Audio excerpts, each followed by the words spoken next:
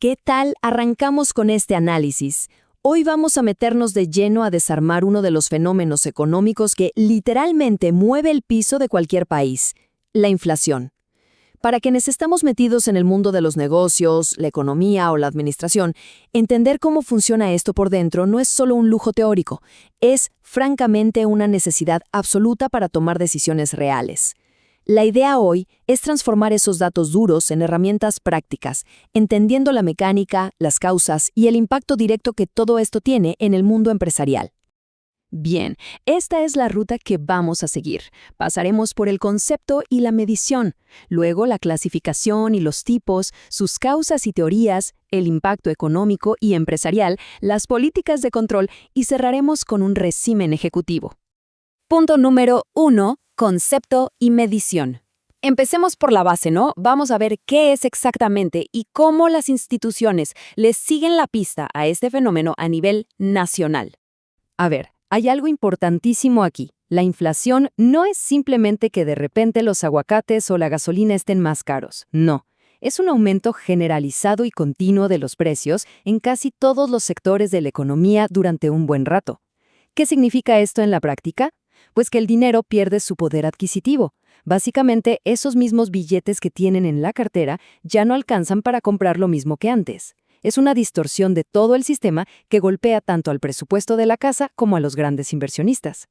Y para saber a qué velocidad están subiendo los precios, usamos indicadores clave, como el Índice Nacional de Precios al Consumidor, o INPC.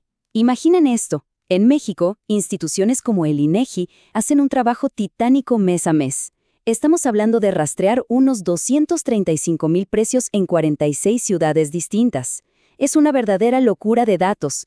Todo esto se procesa para reflejar fielmente cómo está cambiando el costo de la vida. ¿Pero cómo lo hacen exactamente? Bueno, la metodología tiene pasos muy precisos. Primero, lanzan encuestas nacionales enormes para ver en qué gasta la gente. Con eso, arman lo que llaman una canasta representativa de bienes y servicios. Luego, en el paso 3, salen a recopilar los precios de esos productos por todo el país, en miles de lugares de venta. Y finalmente, comparan esa información quincenal, mensual y anualmente. Este trabajo súper riguroso es la base para que los bancos centrales puedan apretar o aflojar las tuercas del dinero circulante. Número 2. Clasificación y tipos.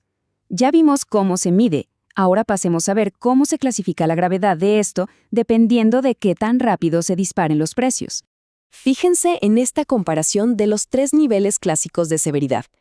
Tenemos la inflación moderada, que es una subida lentita, por lo general debajo del 10% anual.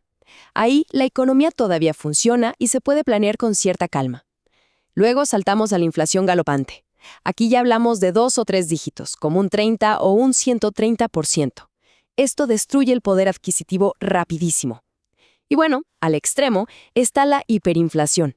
Hablamos de más del 1000% anual, o 50% en un solo mes.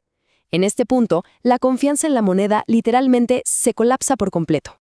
Y para no quedarnos solo en la teoría, miremos nuestra historia económica en América Latina. Cuando llegamos a esos escenarios extremos, la gente quiere deshacerse de su dinero local rapidísimo, buscan refugiarse en otra moneda o compran bienes tangibles antes de que los precios suban otra vez al día siguiente. Un caso impactante fue Bolivia entre 1984 y el 85, que llegó a registrar una tasa del 11.700%. Imagínense tener que hacer una reestructuración fiscal tremenda solo para cortar de raíz esa máquina de hacer dinero que usaba el Estado para tapar deudas. Ahora, hay un escenario que es una especie de híbrido supertóxico, la famosa estanflación. Esto vuelve locos a los economistas porque rompe las reglas tradicionales. Es una mezcla de recesión donde la economía se estanca y hay muchísimo desempleo, pero los precios siguen subiendo sin parar. Casi siempre pasa cuando hay un choque externo fuerte, como que las materias primas se encarezcan de golpe, sumado a mercados inflexibles. Es, sin duda, uno de los peores dolores de cabeza para diseñar políticas públicas. Vamos al punto 3. Causas y teorías. Ahora nos toca jugar un poco a los doctores y diagnosticar la raíz de la enfermedad. ¿Por qué empiezan estas espirales? Si vemos las teorías, básicamente se dividen en 3 grandes escuelas. La inflación por demanda pasa cuando el gasto de la sociedad es muchísimo mayor a lo que el país puede producir. Luego está la inflación por costos, que es cuando a las empresas les sale más caro producir, tal vez por una devaluación o por subidas salariales, y pues nos pasan ese costo a los consumidores. Y por último tenemos la teoría estructuralista, súper famosa en América Latina, que dice que la inflación nace de cuellos de botella y problemas de fondo en la propia estructura de nuestras economías en desarrollo. Y aquí tenemos que hacer una pausa en la visión monetarista, con Milton Friedman a la cabeza. Para ellos, la inflación es un fenómeno estrictamente monetario. Ocurre cuando el gobierno, generalmente para cubrir su déficit, se pone a imprimir dinero sin que haya un aumento en la producción del país. Poniéndolo súper simple, es demasiada plata persiguiendo muy pocos productos. Esa presión es la que empuja los precios hacia el IVA de manera inevitable. Llegamos al punto 4. Impacto económico y empresarial. Lo que es realmente fascinante de analizar ahora es cómo bajamos toda esta teoría a la realidad que sufren las empresas y la sociedad en la calle. Porque, ojo, la inflación no nos pega a todos por igual. De hecho, redistribuye la riqueza de forma brutal. Curiosamente, los que deben dinero pueden salir beneficiados por un tiempo, porque el valor real de su deuda se hace más pequeño. Pero ¿quiénes son los grandes perdedores? Los que prestan dinero y, sobre todo, los asalariados o quienes tienen ingresos fijos. A esto se le conoce como el impuesto inflacionario. Y duele mucho porque es súper regresivo. Castiga de manera desproporcionada a los sectores vulnerables que no tienen cómo protegerse comprando divisas o invirtiendo. Ya en el día a día de los negocios, las empresas no se quedan cruzadas de brazos. Aplican estrategias muy claras. Vemos 5 ejemplos clave. 1. Ante una devaluación, el costo extra de importar insumos se lo pasan directo al consumidor. 2. Se arman espirales donde los sindicatos exigen mejores sueldos, lo que encarece la producción y, otra vez, suben los precios. 3. El famoso efecto Olivera-Tanzi, donde los gobiernos y empresas pierden dinero real porque, en lo que tardan en cobrar, el dinero ya vale menos.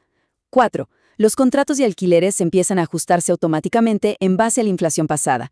Y 5. Por puro miedo a lo que viene, las empresas suben los precios por adelantado, creando una cadena interminable a lo largo de todo el proceso de producción.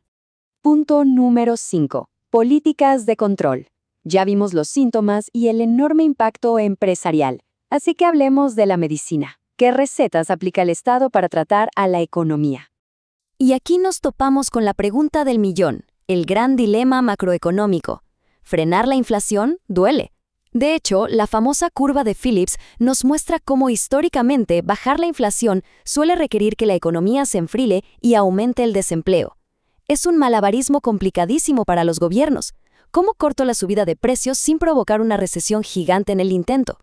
Para combatir este monstruo, vemos un contraste entre medidas de choque a corto plazo y reformas profundas. Por un lado, está la política monetaria. El Banco Central corta el chorro de dinero, saca circulante y sube las tasas de interés. Esto hace que los créditos sean más caros y frena la inversión y el consumo por un tiempo. Por otro lado, tenemos la política fiscal y estructural. Esto ya es tratar de curar el problema de raíz. Significa mejorar la productividad, hacer reformas para que el gobierno no tenga que imprimir dinero para pagar sus gastos y romper monopolios para que de verdad haya competencia.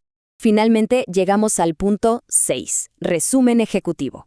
Entonces, el punto crucial aquí es integrar todo lo que hemos revisado de forma muy práctica. Para armar el rompecabezas, quedémonos con esto. La inflación es súper compleja y multifacética.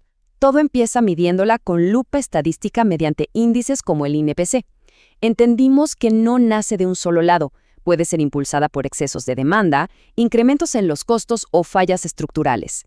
A nivel de negocios, es una pesadilla porque distorsiona todo, dificulta planear a futuro y genera cadenas de precios descontroladas. Frenarla no es cuestión de magia, exige respuestas muy coordinadas, un gobierno disciplinado con sus gastos y un banco central sumamente prudente con el manejo del dinero. Y así vamos cerrando este análisis, pero les dejo sobre la mesa una pregunta que da para pensar bastante. ¿Será que la inflación es nada más un desorden con los billetes y la maquinita de hacer dinero, o es de verdad una falla estructural que las economías en desarrollo simplemente no pueden esquivar? Hemos visto la fuerza destructiva de imprimir dinero sin respaldo, pero también las grandes ineficiencias de nuestros mercados. Entender estas dos caras de la moneda es justamente lo que nos va a permitir proteger el valor de nuestras organizaciones en el futuro. El estudio de la economía no se detiene aquí, así que sigan cuestionando todo. Hasta el próximo análisis.